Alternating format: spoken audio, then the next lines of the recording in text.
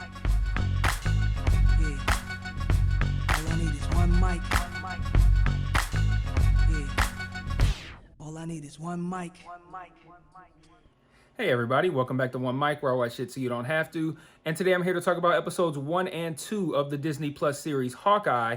The episodes are entitled, let me check, Never Meet Your Heroes and Hide and Seek, respectively. Let me start by saying they named this show wrong. This is not how the show's not about Hawkeye, it's about Kate Bishop, which I think is kind of cool.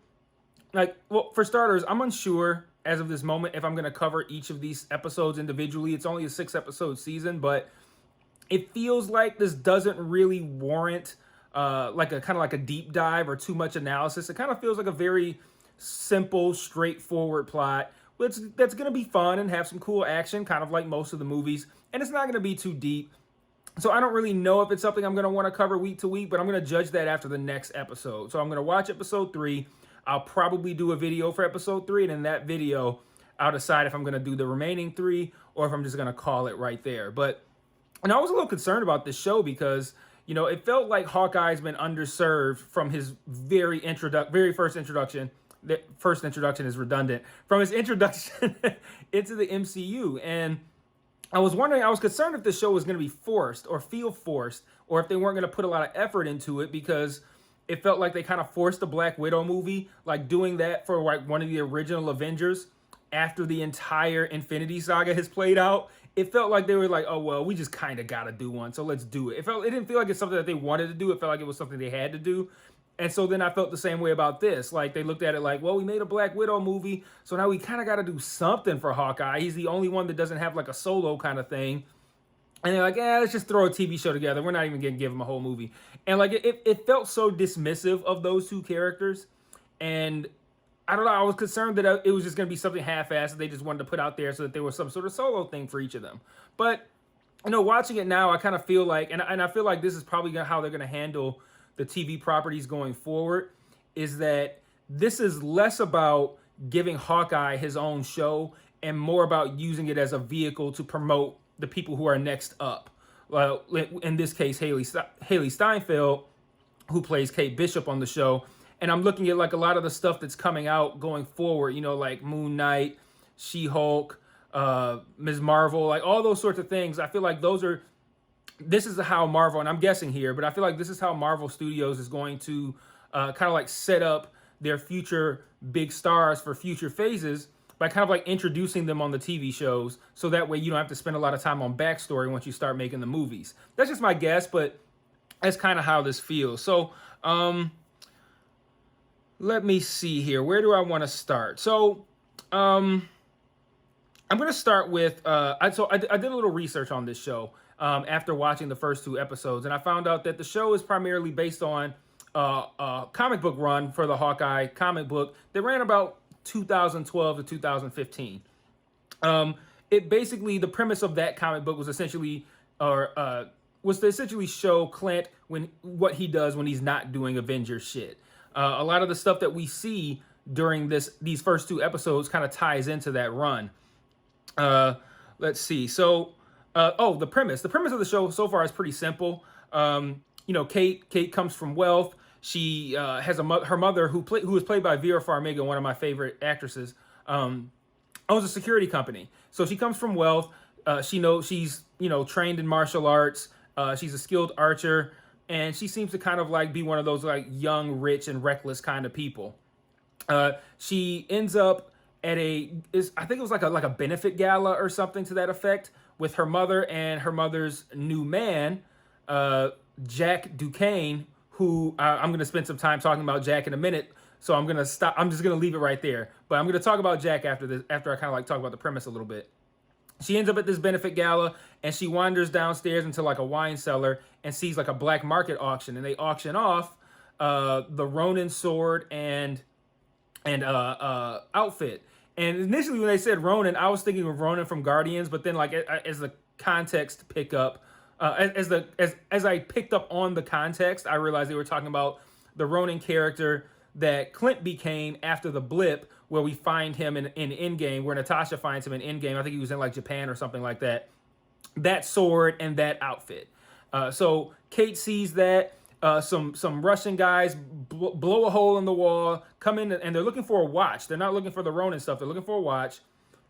They come in there, and Kate uses that time to essentially steal the outfit, and Jack, her mother's new boyfriend, takes the sword, who he lost in an auction to his uncle.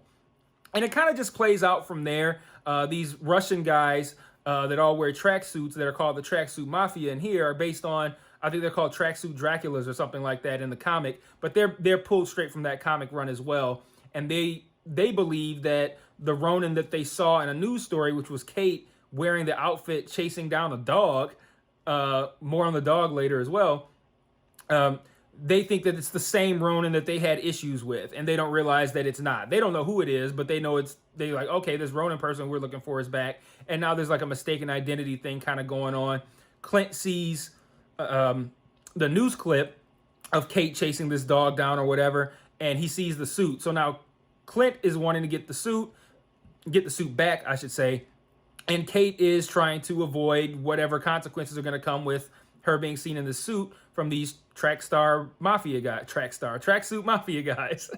And that's the general premise, at least so far. I don't know if it's going to become more complex going forward. I mean, I'm sure that there is, because there's things that I'm going to talk about that suggest that there is, but I don't know if the plot itself is going to get too complex, but that's where we stand as of right now. So the first thing I want to talk about is Jack Duquesne. He's played by, his name's Tony Dalton. And I know Tony Dalton from Better Call Saul. He played Lalo in the most recent season of Better Call Saul. And he did the same thing that he does on this show, which is being a guy who is outwardly charming, smiling, seems to be like a nice guy, but you can just tell he's like really sinister and evil. And it's a scary kind of role to play. Like Lalo is scary, and this guy is scary. This is a scary character because it's almost like they feel even more psychotic when their outward presence of niceness comes off, and you could tell it's not real, and you could tell that there's something else going on inside. That makes it even a little bit creepier. So that's what I know him from, and he's great on Better Call Saul, and he was great in these first two episodes. Essentially, kind of playing Lalo, but a little bit different. But I'm really looking forward to this guy being hopefully a prominent character in the final 4 episodes of this show. So his character Jack Duquesne is based on the comic book character named Jacques Duquesne, who is known as the Swordsman. The Swordsman, named appropriately, is very proficient with swords, and we see that in a really cool scene in the second episode where Kate talks about how good she is with fencing. She challenges Jack to like a fencing competition, and she keeps winning. And she knows that he's letting her win, and she calls him on it, and he keeps going like, I don't know what you're talking about. I'm not letting you win. And then she like takes a stab at him when he's not looking, and he like really cool, like, and really fast, like knocks it away, like without barely even looking. So she basically called him out on it. It's very clear that he was better than he led himself to be. He admits that.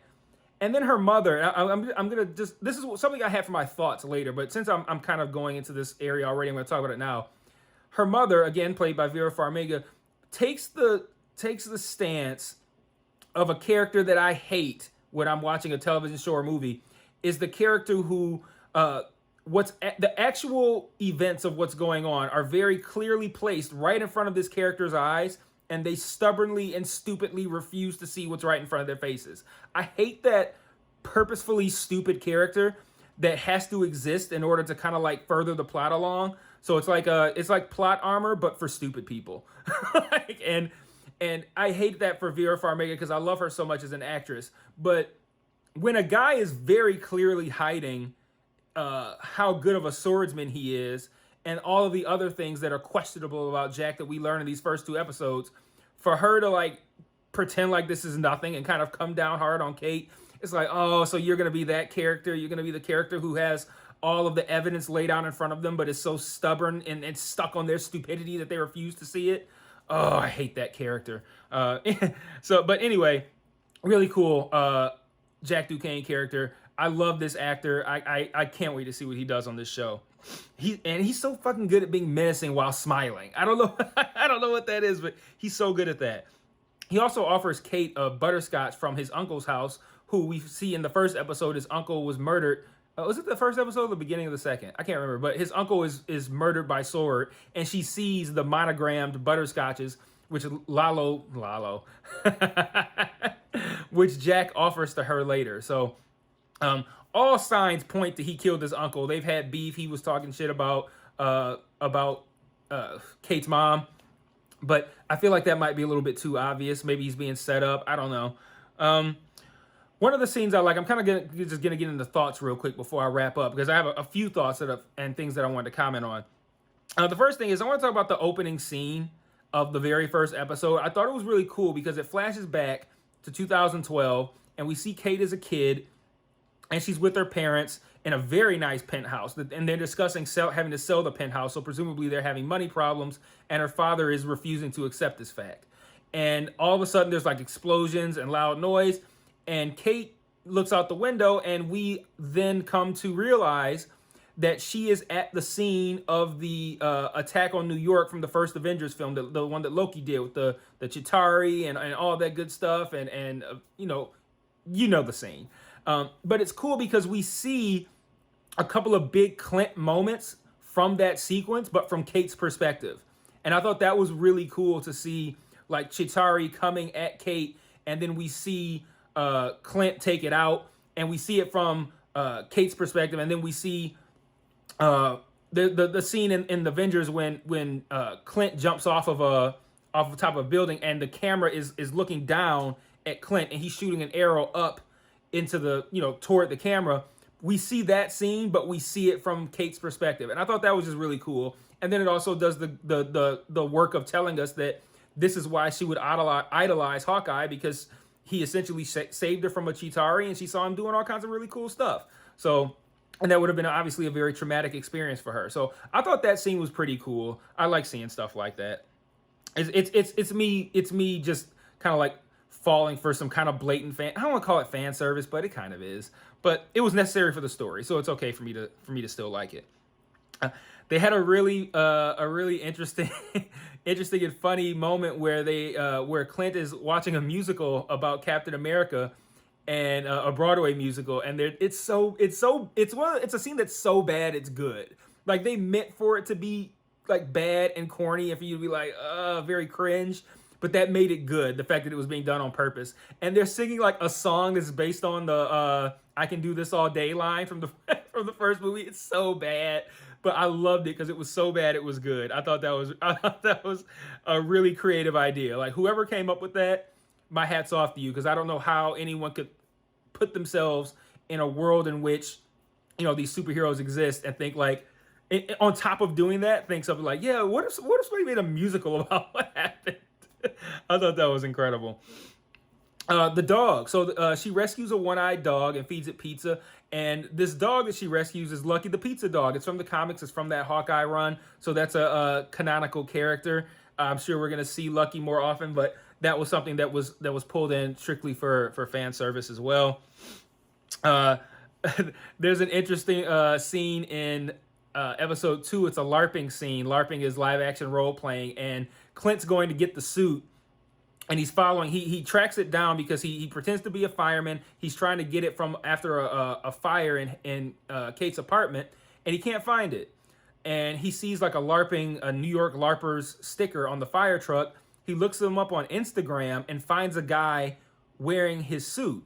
So he goes to the LARPing event, and he's, I would say forced, but because I feel like when you're Hawkeye, you're not forced to do anything. But I bought it because the woman in charge said something like, a lot of people here are firefighters and cops. If you don't play by the rules, there's gonna be problems. And he goes, what are the rules? Like, you can tell he did not want to do that shit. And they make him sign up to participate, and he's just like walking through these people so easily, killing all of them. It was a great moment. And then he has to actually, I didn't know my nose rub was gonna make me go out of focus there. He has to actually fight the guy, quote unquote fight, the guy who has his suit.